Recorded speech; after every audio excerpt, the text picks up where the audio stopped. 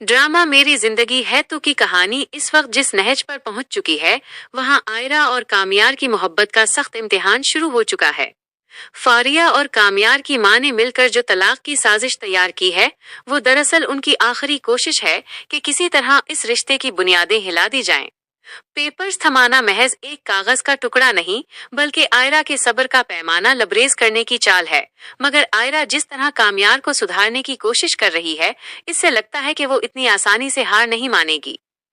कामयार का अपनी पुरानी जिंदगी और ऑफिस की तरफ लौटना इस बात की अलामत है कि आयरा का असर उस पर अब भी कायम है, भले ही वो कितना ही जिद्दी क्यों ना हो चुका हो। दूसरी तरफ खावर का पछतावा और आयरा का उसे दो टोक जवाब देना ये जाहिर करता है कि आयरा अब माजी के जख्मों को खरीदने के बजाय हाल को बचाने की फिक्र में है। लेकिन फारिया की नफरत इतनी गहरी है कि वो इस रिश्ते में लगी आग को बुझने नहीं दे रही।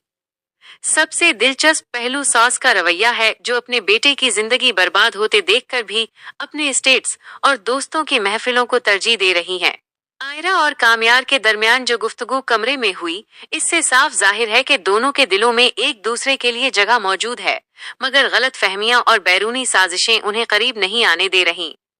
अब देखना यह है कि जब तलाक के कागजात उनके सामने आएंगे, तो क्या आयरा खामोशी से अलहदगी इख्तियार कर लेगी, या वो उन दो डायनों का मुकाबला करके अपने हक की जंग लड़ेगी।